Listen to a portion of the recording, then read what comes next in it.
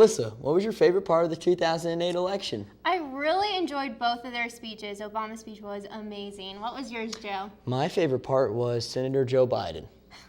That's it, huh? Well, let's kick it one last time to Aaron Smithmeyer and Dave Harden in Political. Tickle fight! Tickle fight!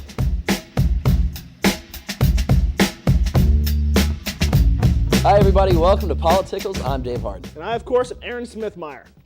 Today, we're going to take a look at just kind of some of the aftermath of the election.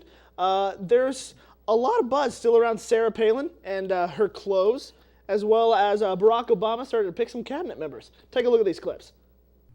It is so nice to be back here in the Sunshine State, and quite warm, which I love, and grabbed a jacket this morning to put on, not realizing how warm it would be. My own jacket, yes.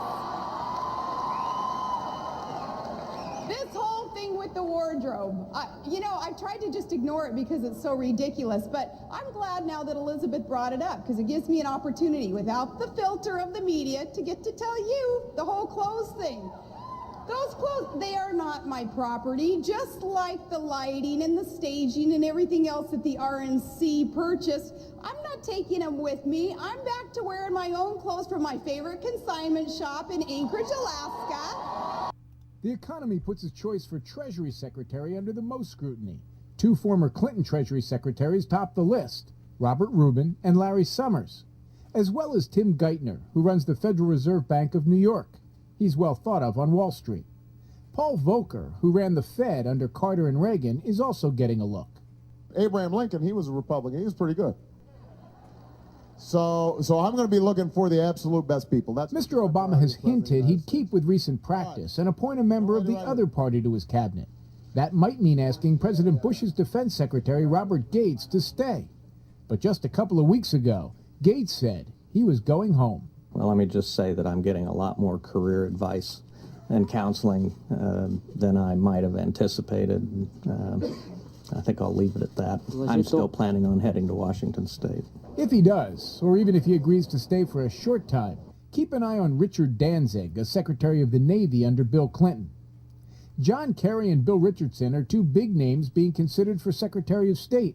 Senator Richard Lugar, a former chair of the Foreign Relations Committee, gives Obama a Republican option. And at Justice, either Eric Holder, a Clinton Justice Department official, or Massachusetts Governor Deval Patrick would be the first African-American Attorney General. Arizona Governor Janet Napolitano is also under consideration.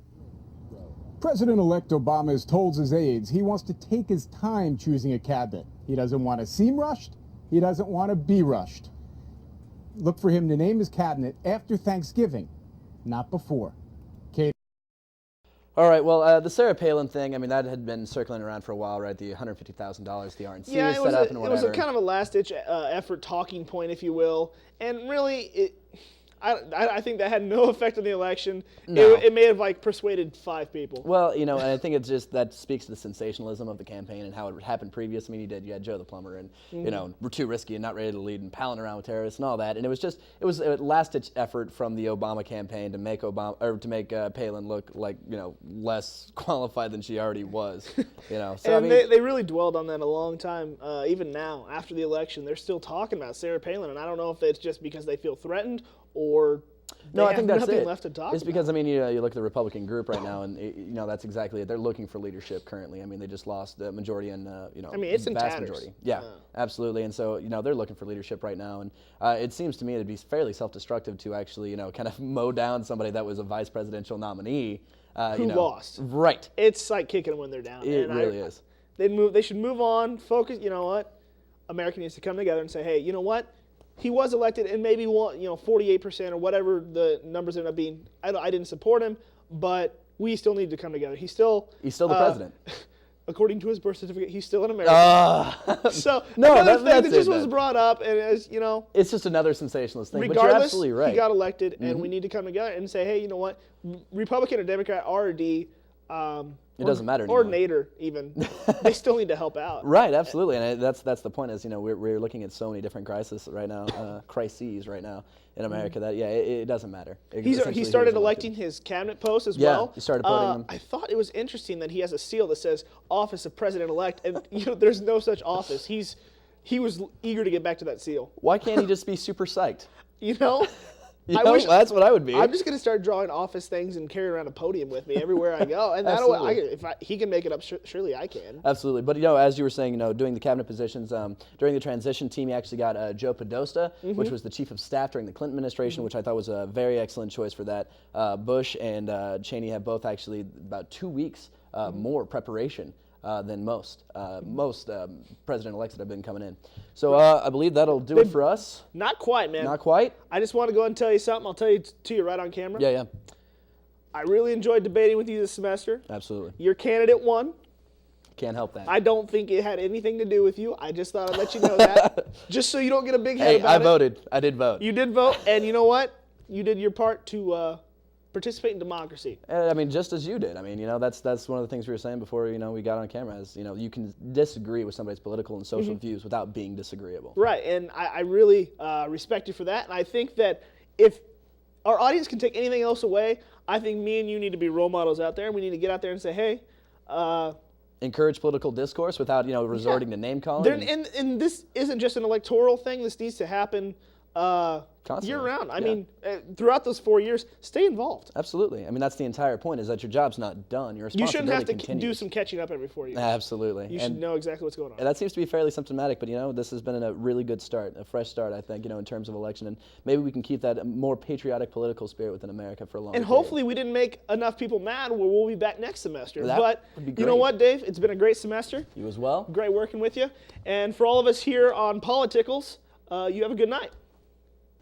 Don't ever tickle me like that again. Why? It was all in fun, Joe. It gave me the chills. Sure it wasn't just the cold weather? I don't know why you're laughing, because I'm pretty sure it was you tickling me. Definitely wasn't. But speaking of cold, here's Melissa Morcus right here with some helpful tips to get your car ready for the winter. Winter is coming up fast, and before the snow falls, make sure you prepare your car for winter conditions. You may want to take your car to a mechanic for a tune-up and inspection. Make sure the mechanic checks the braking system, replaces windshield wipers, and checks the spare tire. Auto service owner Tom Wilms says a good pre-winter checkup will look for several other possible problems. Well, of course, they want to have their antifreeze tested, make sure it's up for the cold weather. Battery, make sure their battery's good as far as starting. Of course, they want to check the tread depth on their tires, make sure it's good to give them the traction they need. It's also a good idea to keep a few essentials in your car, such as an ice scraper, first aid kit, and things to stay warm. This is Melissa reporting for the Xtra Scoop. So Joe, what do you think about my story? I thought it was very informative. I ought to get on doing that myself. You should. Well, it's that time again. What time? It's time for a commercial break. Don't go anywhere, because you'll want to see what Jackie and Becca are cooking up, and oh boy.